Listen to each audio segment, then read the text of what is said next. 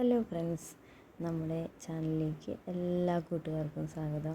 അപ്പോൾ ഇന്ന് ചോളപ്പൊടി കൊണ്ടുള്ള പുട്ടുണ്ടാക്കിയിട്ടുള്ള വീഡിയോ ആണ് കേട്ടോ. അപ്പോൾ ഞാൻ ആദ്യമായിട്ടാണ് ചോളംപൊടി വെച്ചിട്ട് പുട്ടുണ്ടാക്കിയത്. അപ്പോൾ നല്ല ടേസ്റ്റ് ഉണ്ടായിരുന്നു. അപ്പോൾ ഇന്നത്തെ വീഡിയോയിലേക്ക് പോകാം.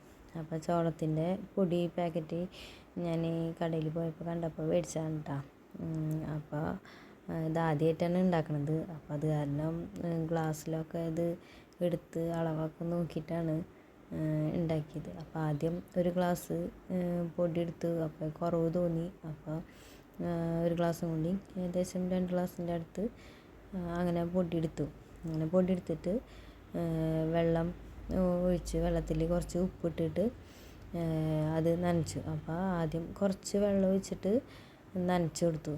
അങ്ങനെ നനച്ച് കട്ടയൊക്കെ നന്നായി ഉടച്ച് നന്നായി നനച്ചിങ്ങനെ എടുത്ത് കഴിഞ്ഞപ്പോൾ അത് പെട്ടെന്ന് തന്നെ ഡ്രൈ ആയി, നനവൊക്കെ ഇതായിപ്പോയി. അപ്പോൾ ഡ്രൈ ആയപ്പോൾ ഞാൻ പിന്നെയും കുറച്ചും കൂടി വെള്ളം ഒഴിച്ചു. അപ്പോൾ നിങ്ങൾ വെള്ളം ഒഴിക്കുമ്പോൾ ആദ്യം തന്നെ കുറേ വെള്ളം ഒഴിക്കരുത്. ആദ്യം കുറച്ച് വെള്ളം ഒഴിച്ചിട്ട് ഒന്ന് മിക്സാക്കിയിട്ട് പിന്നെ നോക്കിയിട്ട് ഒഴിച്ചാൽ മതി. അപ്പോൾ പിന്നെയും വെള്ളം ഒഴിച്ചപ്പോൾ അത് കറക്റ്റായി. അങ്ങനെ നന്നായി അതൊക്കെ കുഴച്ച് കട്ടയൊക്കെ ഉടച്ച് ഒരു 10 മിനിറ്റ് ഞാനത് റെസ്റ്റ് ചെയ്യാൻ വെച്ചു. Correct 10 minute. അപ്പോൾ റെസ്റ്റ് ചെയ്യാൻ വെച്ച് കഴിഞ്ഞപ്പോൾ കുഴപ്പമില്ല, അത് നല്ല നനവൊക്കെ ഉണ്ടായിരുന്നു.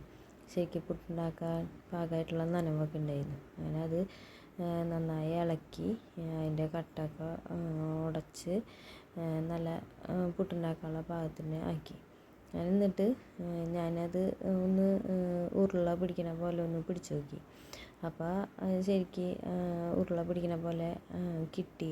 ആ പരുവാണ് നമുക്ക് പുട്ടുണ്ടാക്കാൻ ആവശ്യമായിട്ട്. അല്ലെങ്കിൽ അതിങ്ങനെ പെട്ടെന്ന് പൊടിയണ ടൈപ്പ് ആകുമ്പോൾ നമുക്ക് പുട്ട് ആയി വരുമ്പോൾ അത് പൊടിഞ്ഞ് പോകും, ശരിക്ക് പീസായിട്ട് കിട്ടില്ല.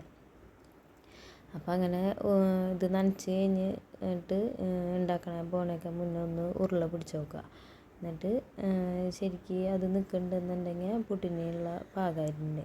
അങ്ങനെ അതിലേക്ക് തേങ്ങ ഇട്ടിട്ട് നമ്മൾ സാധാ പുട്ടുണ്ടാക്കണ പോലെ കുറച്ച് തേങ്ങയും കുറച്ച് പൊടിയൊക്കെ ഇട്ടിട്ട് ചെയ്യുക. എനിക്ക് തോന്നുന്നു തേങ്ങ നല്ലോണം ഇട്ടിട്ട് ഈ പൊടി ഇടുകയാണെങ്കിൽ തേങ്ങ കൂട്ടി കഴിക്കാനാണ് നല്ല ടേസ്റ്റി. ഞാൻ കഴിച്ചപ്പോൾ എനിക്ക് തേങ്ങ കൂട്ടി കഴിക്കണതായിരുന്നു കൂടുതൽ രസം. പഴത്തിനേക്കാളും തേങ്ങ കൂട്ടി കഴിക്കണതാണ്. ഇതൊക്കെ നനയ്ക്കണ നേരത്ത് നല്ല ചോളത്തിൻ്റെ മണം ഉണ്ടായിരുന്നു. അങ്ങനെ നമ്മളിതാ പുട്ടിൻ്റെ കുറ്റി അടുപ്പത്ത് വെച്ച് ഇതാക്കി. ഞാനത് ഒരു 15-20 മിനിറ്റ് ആ സമയമായപ്പോൾ ഇത് നന്നായി വെന്തു. നന്നായി ആവിയൊക്കെ വന്ന് നല്ല മണം ഉണ്ടായിരുന്നു ചോളത്തിൻ്റെ. എന്താ പുട്ട് നമ്മുടെ റെഡിയായി.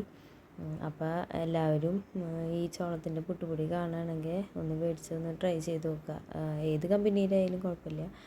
അപ്പോൾ എനിക്കിത് നല്ല ഇഷ്ടമായി. അപ്പോൾ അതുകൊണ്ട് അങ്ങനെ ഒന്ന് വീഡിയോ എടുത്തു എന്നുള്ളൂ. അപ്പോൾ എല്ലാവരും ഒന്ന് ട്രൈ ചെയ്ത് നോക്കുക. ആദ്യമായിട്ട് കാണുന്നവരാണെങ്കിൽ ഒന്ന് സബ്സ്ക്രൈബ് ചെയ്യുക. അപ്പോൾ അടുത്ത വീഡിയോ ആയിട്ട് കാണാം. Okay, by.